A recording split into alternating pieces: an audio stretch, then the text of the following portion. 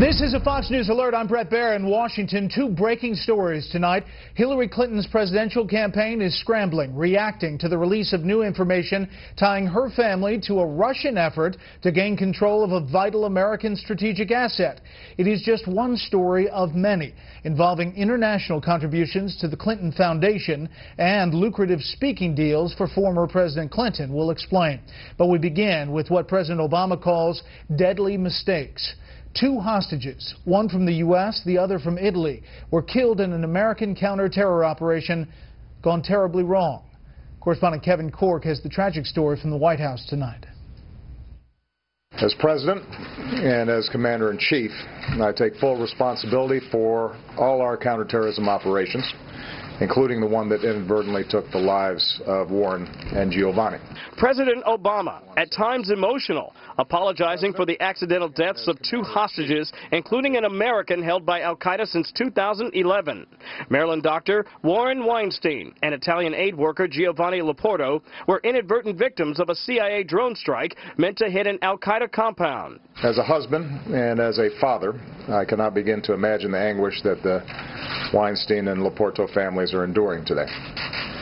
I realize that there are no words that can ever equal their loss. U.S. intelligence confirms the men died January 14th in a strike that also took the life of terror suspect Ahmed Farouk, also an American. The White House offered few details about the action, declining to say precisely when or where the strike took place and why it took nearly 3 months to tell the American people.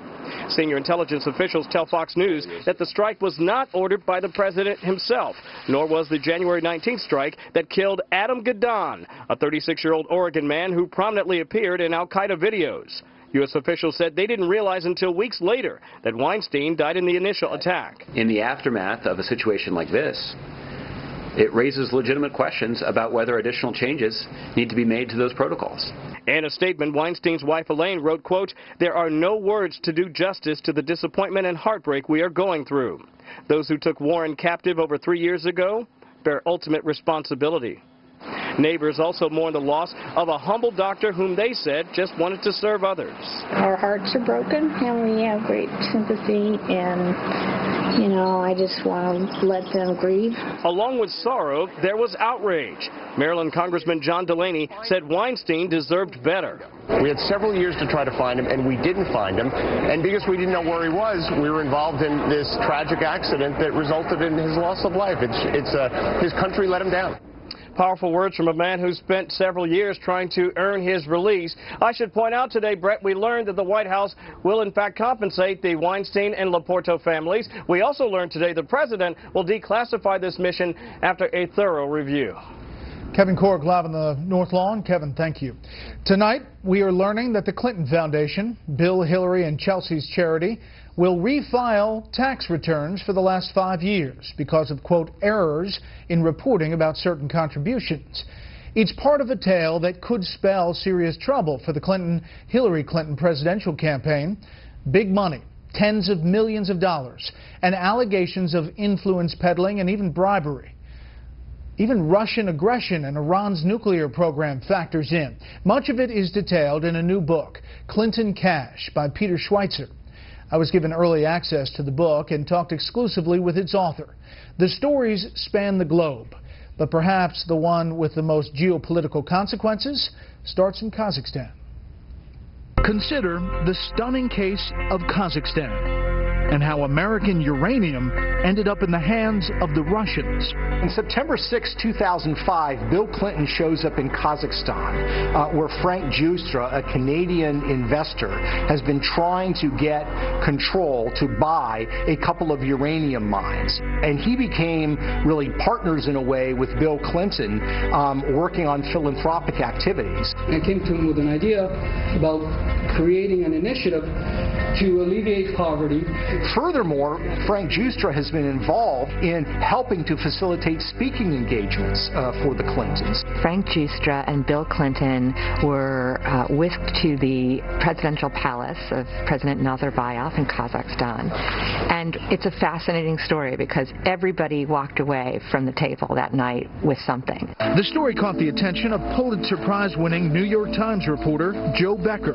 What President Nazarbayev got was this huge propaganda coup. Bill Clinton basically endorsed the progress that Kazakhstan had made in terms of their own democracy, which was sort of interesting given that President Nazarbayev was elected with 90+% of the vote in an election that was widely criticized as being rigged. Bill Clinton has a public press conference with President Nazarbayev where he praises his rule and praises his human rights record. But the bottom line is, after they leave, a couple of days later, Frank Giustra gets his uranium concessions, which end up being enormously lucrative to him and to a small group of Canadian mining investors. His company was like a bit player and really had gone from a worthless shell company overnight, got this huge uranium mining deal, and then soon after that, Bill Clinton got a huge donation, $31 million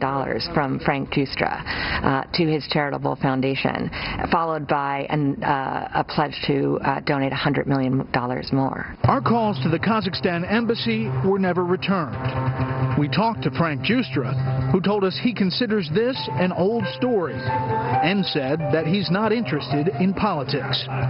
Meanwhile, his defenders insist that no undue influence was exerted in Kazakhstan because the deal did not require the Kazakh government's approval. The problem is there are corporate records that indicate very, very clearly that the Kazakh government did have to sign off and approve. And in fact, that's what we're looking at here. That's exactly. This is what we're looking at here, which is the amended Memorandum of Understanding that's dated September 15th, 2005, between the Ministry of Energy of the Republic of Kazakhstan and Kazatomprom, which is the atomic agency in Kazakh government. So there's no way that they can argue the Kazakh government was not a party to these negotiations. They were signatories to this agreement.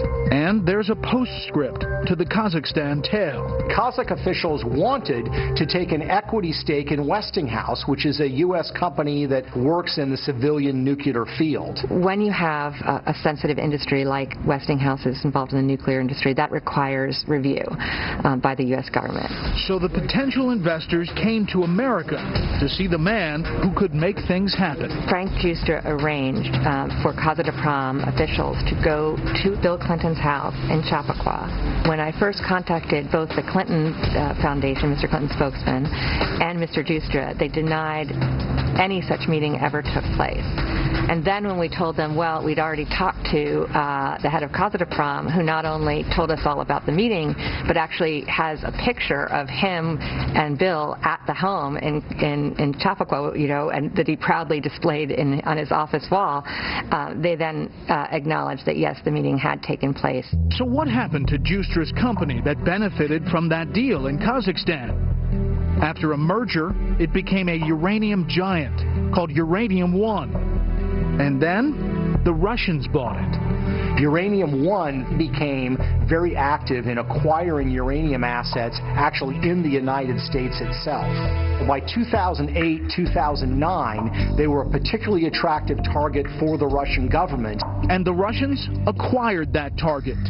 They would acquire what would amount to 50% of projected uranium output by 2015. In other words, Russia now controls what was projected to be up to half of America's uranium. Now, does Secretary Clinton factor into this? For that deal to go through, it needs federal government approval, and one of those people that has to approve that deal is Secretary of State Hillary Clinton. Who, as Senator Clinton, was vigorously opposed to these kind of buys from countries into U.S. property. That's a great point, Brett. You remember the Dubai Ports deal, for example, which he was opposed to. We believe that no foreign government should control our ports.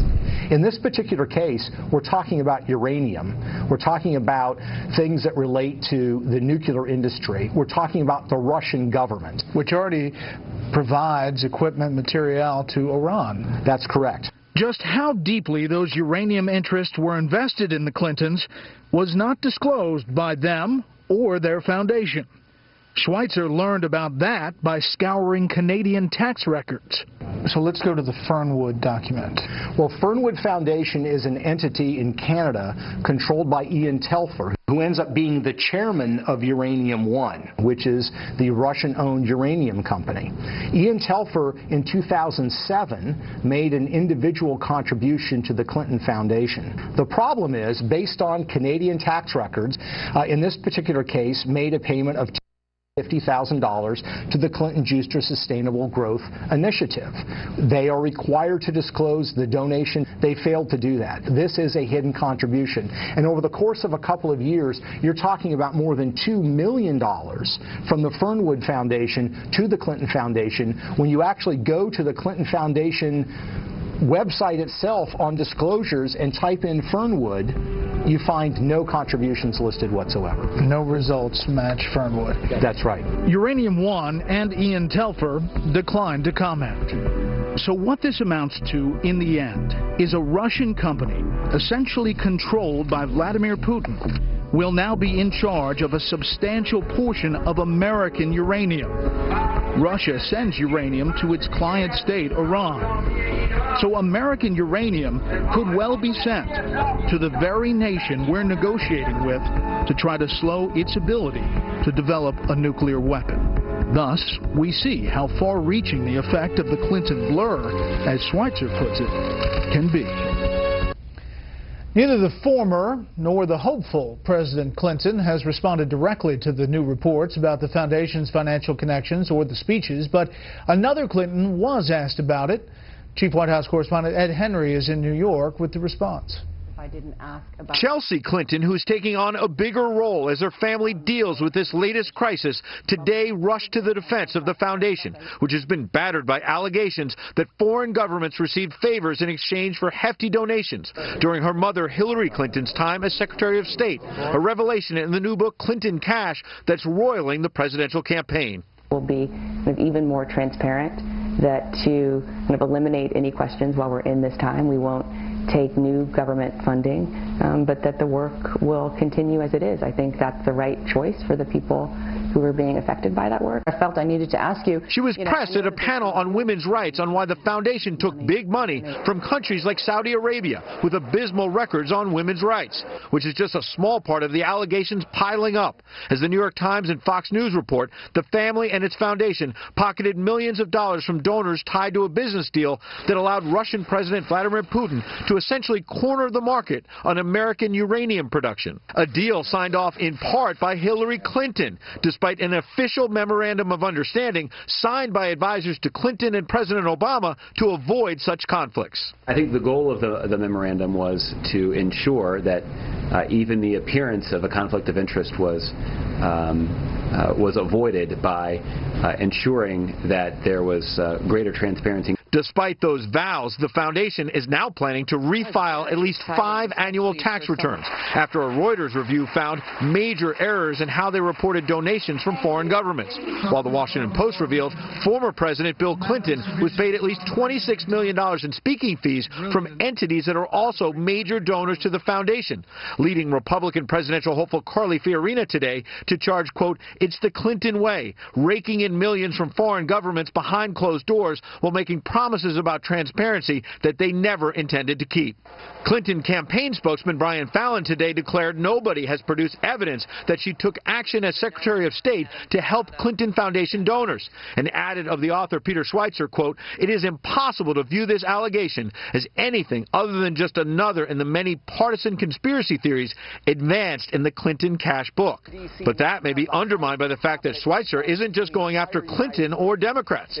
He says his next project will target the likely Republican presidential candidate, Jeb Bush. As for Hillary Clinton, she may face heat on another big topic. Republican Trey Gowdy, chair of the Special House Committee on Benghazi, today declaring he wants her to testify either in May or June, the latest, not just on the terror attacks, but also on what happened to her email. Brett?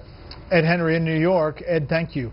We will have much more on that book and its findings Friday evening, 10 p.m. Eastern Time. Please join me for Fox News reporting the tangled Clinton web. Set the DVR. Up next, new Fox polls in the race for the White House. First, here's what some of our Fox affiliates around the country are covering tonight. Fox 45 in Baltimore covering more protests over the death of an African-American man who died in police custody. Some of the demonstrators last night clashed with police. Maryland's governor is calling in state troopers as protests are expected to continue through the rest of the week.